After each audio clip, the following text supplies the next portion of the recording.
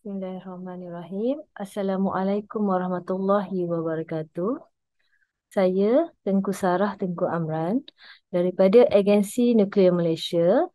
Hari ini saya akan berkongsi tajuk mengenai misi Batang Kali Peranan Nuklear Malaysia.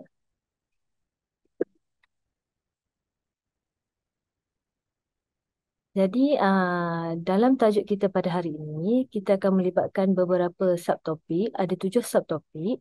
Yang pertama, kronologi kejadian Batang Kali. Yang kedua, keterlibatan Agensi Nuklear Malaysia. Yang ketiga, apakah itu GPR? Yang keempat, teknik-teknik GPR. Yang kelima, cabaran-cabaran. Yang keenam, operasi selain CSR. Dan akhir sekali, harapan Agensi Nuklear Malaysia. Okey, bila kita tengok kronologi kejadian Batang Kali, bila kita imbas kembali tarikh keramat iaitu 16 Disember 2022 iaitu tahun lepas, merupakan tarikh yang saya rasa semua rakyat Malaysia takkan dapat lupa. Berlakunya kejadian tanah runtuh di tapak perkemahan Fathers Organic Farm di Batang Kali, di mana ia merupakan kejadian kedua terbesar melibatkan jumlah mangsa maut setelah runtuhan kondominium Highland Tower pada 1992 yang mengorbankan hampir 48 nyawa. Jadi tragedi yang berlaku ini kira-kira 2:30 pagi pada 16 Disember tersebut telah membabitkan 92 mangsa, dengan 61 daripadanya terselamat manakala 31 lagi terkorban selepas berlaku runtuhan tanah yang sangat besar sehingga menimbus hampir keseluruhan kawasan tapak perkhemahan tersebut. Kejadian menyayat hati ini telah meragut 18 nyawa individu dewasa dan 13 kanak-kanak, dengan 20 mayat telah ditemukan di sektor A, 1 di sektor B dan 10 lagi di sektor C di kawasan perkhemahan tersebut. Ramai mangsa adalah guru sekolah jenis kebangsaan Cina, Mun Chong, Kuala Lumpur dan ahli keluarga mereka.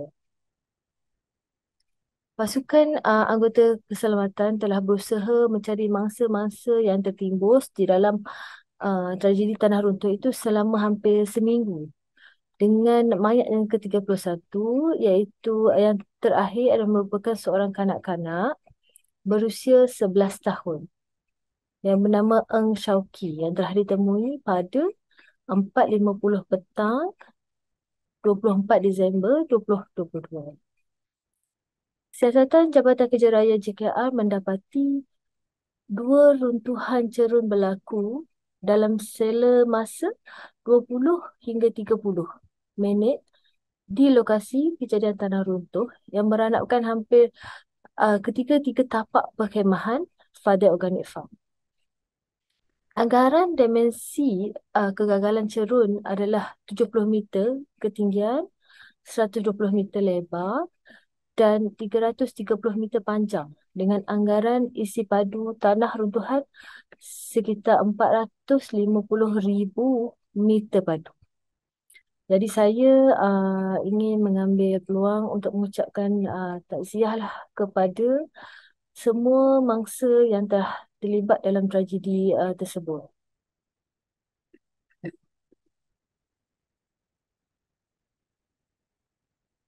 Jadi apa hubung kait antara tragedi di Batang Kali ini dengan Agensi Nuklear Malaysia? Seperti yang kita tahu, pelbagai agensi telah dipanggil untuk membantu dalam operasi pengesanan mangsa tertimbus. Antaranya NADMA, Agensi Pengurusan Bencana Negara, Jabatan Bomba dan Penyelamat, Polis Diraja Malaysia, Angkatan Pertahanan Awam, Angkatan Tentera Malaysia dan ramai lagi yang terlibat dalam operasi tersebut.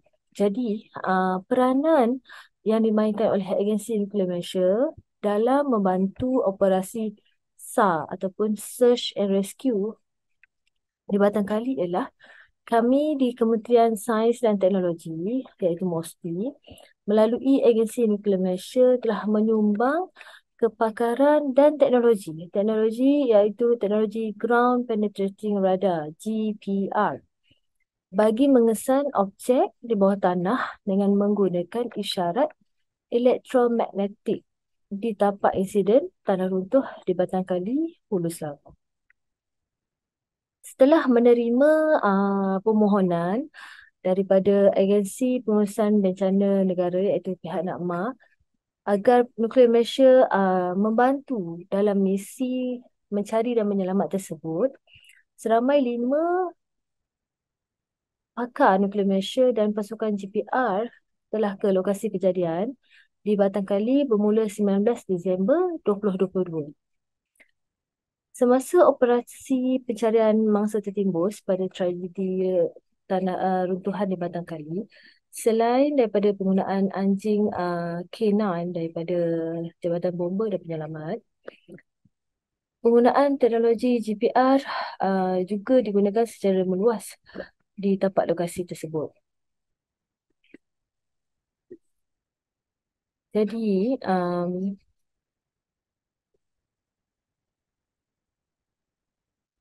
apakah itu GPR? Ground Penetrating Radar. Atau dengan nama lainnya ialah radar penembusan tanah. Okey. Alat ini merupakan alat yang menggunakan isyarat elektromagnetik bagi mengesan objek di bawah tanah. Di mana penggunaan alat GPR ini sebagai salah satu usaha dalam membantu mengesan mangsa yang masih hilang pada ketika itu. Di mana pada ketika itu masih ada 9 lagi mangsa yang tidak dijumpai.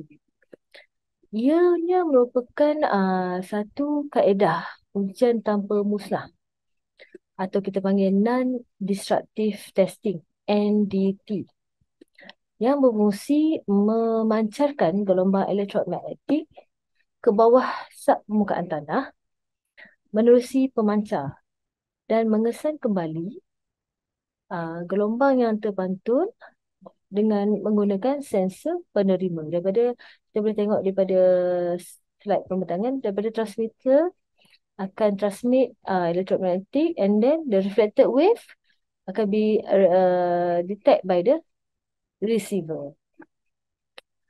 Jadi berdasarkan corak gelombang tersebut, hipotesis mengenai anomali dan perbezaan sifat elektrik dapat dilihat dengan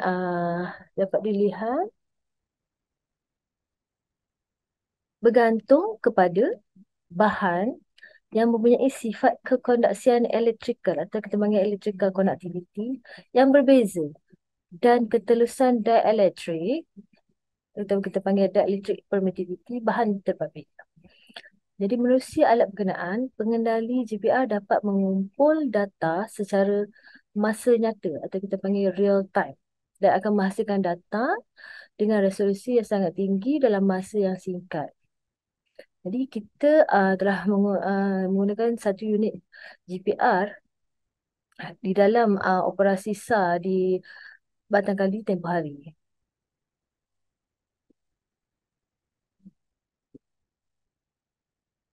Okey, di sini kita akan lihat satu sistem GPR yang kita ada di Agensi Nuklear Malaysia di mana kita telah purchase this device daripada GSSI di mana kita telah ada 3 antena GPR dengan berbeza frekuensi di mana kita ada 400 MHz, kita ada 900 MHz dan juga kita ada satu antena yang ada 2 frekuensi dalam satu antena. Kita panggil dual frekuensi di mana dia ada 300 dan 800 MHz. So beza yang dual frekuensi dengan yang lain ialah bila ada 2 frekuensi dia akan tunjuk 2 kedalaman yang berbeza dalam satu masa yang serentak. Dan untuk satu sistem GPR ini berfungsi, dia mesti ada antena yang akan diletakkan di dalam kad ataupun kita panggil troli ni yang ada 4 roda. Kita akan letakkan antena tu di dalam kad ni, and then dia akan ada satu panel kawalan di mana di sinilah akan terpamparnya result hasil daripada GPR scanning tersebut.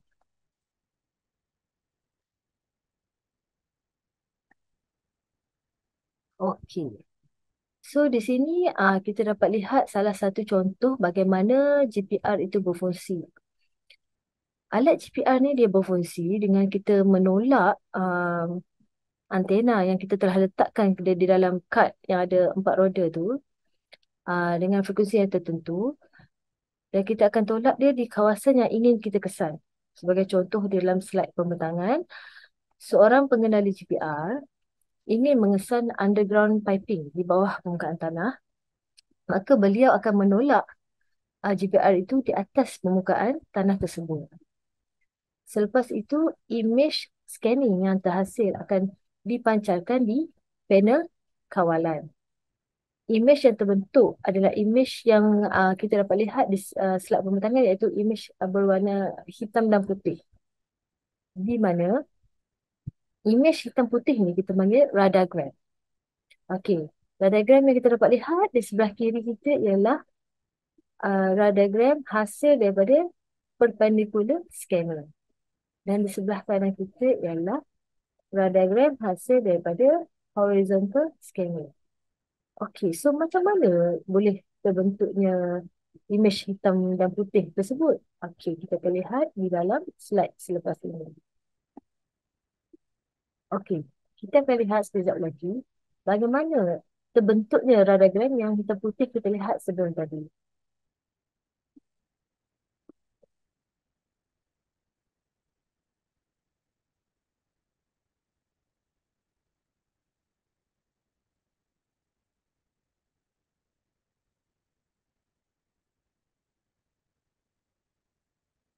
Okey, so kita dapat lihat begitulah sedikit ringkasan macam mana radagram itu boleh berhasil. Dan contohnya dia pengenali GDR itu untuk mengesan underground piping.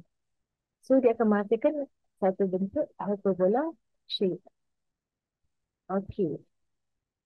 Uh, Image tu akan terbentuk bila gelombang elektrik telah dihantar ke bawah permukaan permukaan oleh transmitter, akan dihantar, dia akan melanggar, dia akan melanggar underground piping tersebut, dan reflected wave, apa tu, gelombang yang telah terpantul tu akan diterima balik oleh receiver yang ada di dalam antena tersebut. So, beginilah cara penghasilan radagram yang akan dapat kita lihat di panel kawalan pada sistem GPR. Jadi sebenarnya apabila kita buat scanning, kita tak akan nampak macam contoh kalau kita scan pipe, kita akan nampak pipe sebiji tu bukan. Tapi kita akan dapat lihat uh, bentuk radagram ini saja. Dan disebabkan itu, radagram ini hanya boleh dianalisis oleh pengendali GPR yang bertauliah sahaja.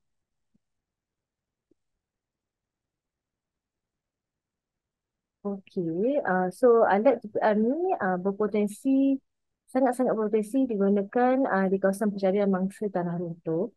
Kerana ia teknik tidak memusnahkan, dia tak akan merosakkan kawasan yang kita nak scan tu, tak akan merosakkan.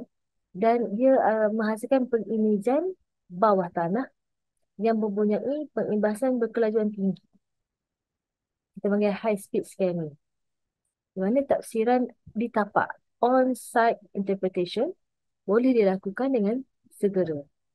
Di mana untuk operasi SAR ni, Search and Rescue ni, kita perlukan result dengan cepat. So GPR dapatkan data secara masa nyata, real time. Maka kita tak perlu untuk pulang ke makmal untuk analisis terlebih dahulu data. Kita tak perlu buat macam tu. Kerana dalam operasi SAR, masa sangat-sangat berharga. Dan setiap saat itu amat penting. Okay, so Apa teknik-teknik GPR yang kita gunakan dalam mengesan mangsa yang tertimbus? Okey, alat GPR ni dia mempunyai dia menggunakan antena dengan frekuensi yang berbeza.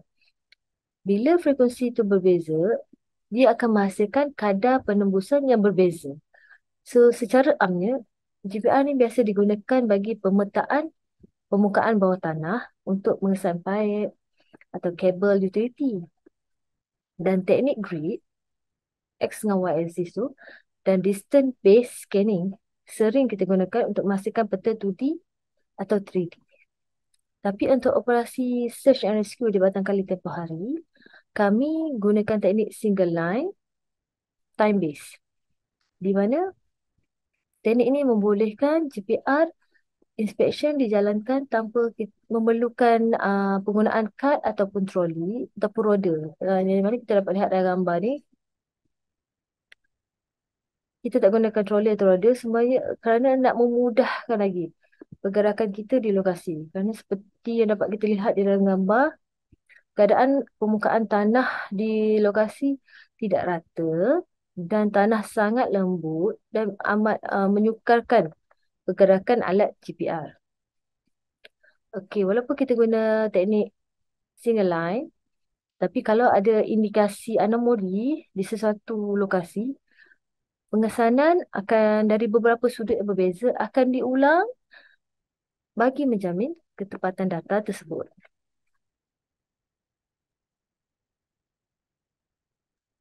Okey, cabaran yang kita hadapi sewaktu kita terlibat dalam operasi mencari dan menyelamat di Batang Kali tempoh hari ialah macam yang saya cakap sebentar tadi, keadaan tanah di sana tak rata dan dia sangat lembut.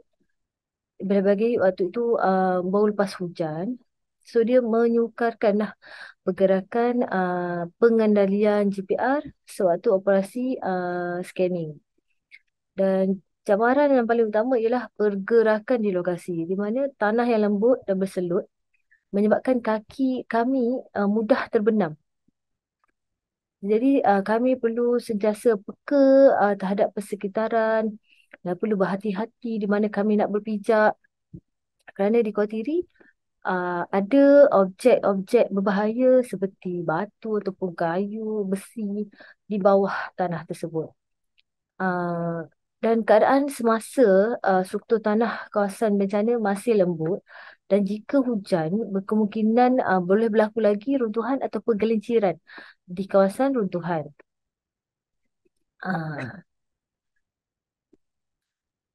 Walau bagaimanapun, sepanjang keberadaan kami di lokasi, kami sentiasa diberikan bantuan dan sokongan daripada pihak Jabatan Bomba.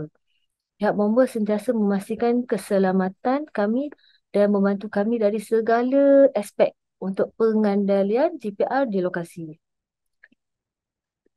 Macam yang saya cerita tadi, saya rasa macam cabaran yang kami hadapi tu, kalau cabaran tu mungkin sedikit sahajalah kalau kita ni nak dibandingkan dengan cabaran yang dihadapi oleh setiap anggota bomba ataupun agensi-agensi yang terlibat pada misi SAR di Batang Kali tempoh hari. Kesiapsiagaan dan kecekapan mereka dalam mengendalikan situasi yang sangat di luar jangkaan itu harus kita berikan pujian. Okey, operasi operasi selain CSI ini bukan kali pertama agensi nuklear terlibat dalam menyertai misi kerjasama menggunakan alat ground penetrating radar ataupun alat GPR ini. Di mana sebelum ini pakar nuklear Malaysia pernah menjayakan operasi mengesan rangka mayat mengesan rangka mayat tentera Commonwealth beserta ahli keluarga dalam Ops Reunite bersama tentera Malaysia dan tentera Australia pada tahun 2016. Di mana misi tersebut berjaya mengekstraditasi sebanyak 32 rangka mayat, manakala dalam Ops di Auraki setahun selepas itu bersama Tentera Malaysia dan Tentera New Zealand pula pada tahun 2017, kita telah mengesan 27 rangka mayat. Ha, uh, kita antara lokasi yang kita laksanakan berkaitan operasi tersebut ialah di Taiping Perak, di wilayah Persekutuan, di Labuan, Cheras, Selangor, Melaka, Johor dan juga Sabah.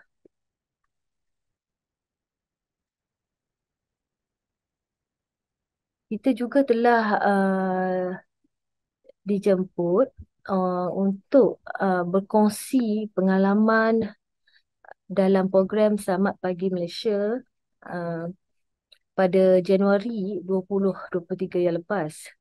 Di mana dalam temu buat ini kami berkongsi pengalaman sewaktu membantu operasi mencari di Batang Kali, dan juga kami di Agensi Nuklear Malaysia ingin menonjolkan segala teknologi yang ada di Agensi Nuklear Malaysia yang dapat digunakan dalam pelbagai bidang yang akan memberi manfaat kepada rakyat Malaysia. Kami sama-sama ingin mencapai hasrat MOSTI untuk menjadikan STI sebagai agenda untuk rakyat. Selaras dengan tema MOSTI, merakyatkan sains, menginsankan teknologi. Agensi Nuklear Malaysia juga telah menerima penghargaan di atas sumbangan khidmat bakti dalam menjayakan operasi SAR di Batang Kali, di mana sijil penghargaan ini telah diterima oleh Ketua Pengarah Nuklear Malaysia, iaitu Yang Berbahagia Dr. Rahim bin Harun, bersempena dengan Majlis Pembarisan Tahunan Jabatan Bomba dan Penyelamat Malaysia di Putrajaya. Kami juga ingin mengucapkan jutaan terima kasih kepada pihak Jabatan Bomba di atas kesediaan memberikan kami sijil penghargaan tersebut.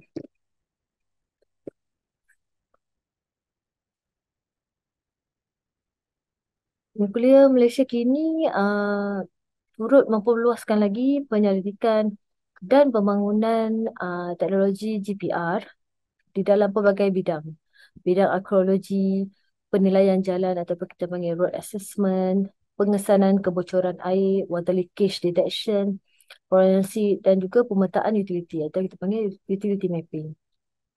Alat GPR ini ia bukan saja berupaya membantu mengesan objek asing di bawah permukaan tanah untuk mencari dan menyelamat mangsa.